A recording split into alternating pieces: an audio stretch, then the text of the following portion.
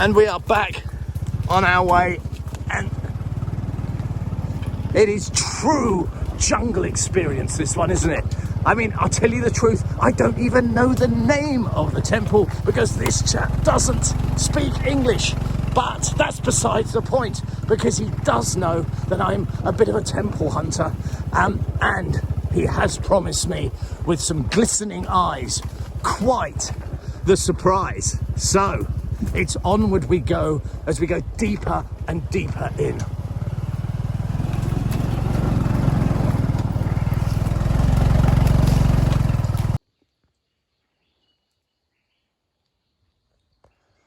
And that's where we have to leave the bike, because can you see here this big tree that's fallen down, and there's another one here right in the front of frame. So if anything shows that this temple is absolutely forgotten, it's this. These trees have been down for a long time, and there's no way through now apart from to walk.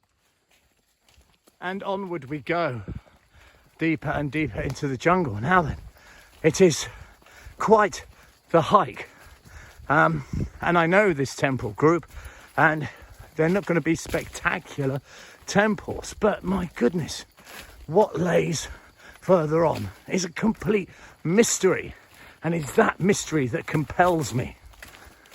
And here is the payoff for persistence. It's prasat upaun, and to think that I've started my day by walking through the jungle, and it is that the path is so unused, there's even trees across its way. So this is truly, absolutely and completely a forgotten temple, and on its own, impressive. But if we let our imagination cut in and float above these very trees, this jungle canopy, we will see that there's 40 square kilometers of abandoned city here. And there's only a few temples left. It was LiDAR, that radar from the skies, that unraveled this city. And it wasn't just any old city lost in the jungle. It was, in fact, one of the king's capital cities, Jayavarman. It was built in the 8th, 9th century, for we are in the Kulen complex. And it is quite simply breathtaking. But it's not only its breath, your breath, in fact, that it can take. It can take your life, because this area, being in the mountains, was overrun by the Khmer Rouge. And when they came here, they fortified the area. And how do you do that cheaply and easily?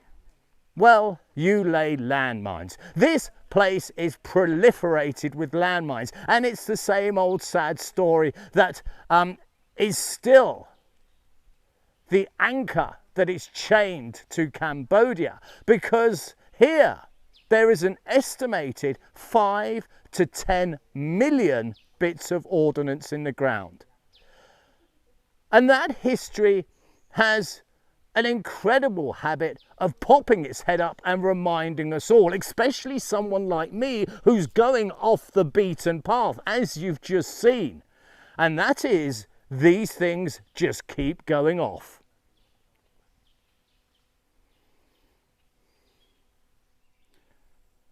So, with the potential of death being only a single footstep away, it kind of leaves me awake at night. It certainly did when I was looking at newspaper articles last night, and they just keep appearing on my feed. I don't go hunting for them. But I do have one thing that I do. And what I do is I call upon Indra. You see, Indra is my favourite Hindu god. He's a hell of a guy. He was the chap who creates the thunder and the lightning. He's also the god of war. He liked to drink, and he also liked the ladies. And if that isn't enough, he's the guy who would drive around on a pure white elephant. So, as gods go, he's pretty damn cool. Now I'm walking away from you, as I so often do, so I can give you a size of this. And look, he's quite the giant, isn't he? But we must put him into context. Just think, I've just travelled through the jungle, and in a glade in a far off country stands this ancient temple. He's barely visited, hardly known about. And to me, to come and see this colossus standing in this abandoned city is absolutely mind-bending. And what can I tell you about him? Well, almost nothing. There's no records. You see, as is always the way, you know, everything written down was on wood, even the houses. I mean, you have to consider all the way around the back here was a mighty city that was populated by tens of thousands of people, 40 kilometers square. But now it's all just jungle. Now there's a few features we can note, and this is this exceptionally large platform. And what is interesting, and we can tell it's an earlier temple, as I say, this one's 8th and 9th century, it's because of this. You see this debris field here?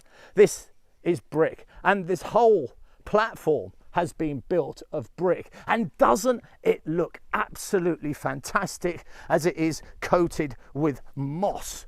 I mean, it really does give it that feeling of something, you know, far, far away.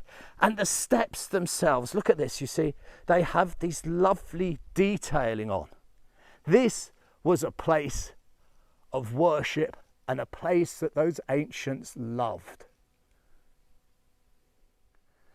And now it's time for the big reveal. What is inside? Well, there's not an awful lot, I'm afraid. Mr. Butterfly is here, there, and everywhere.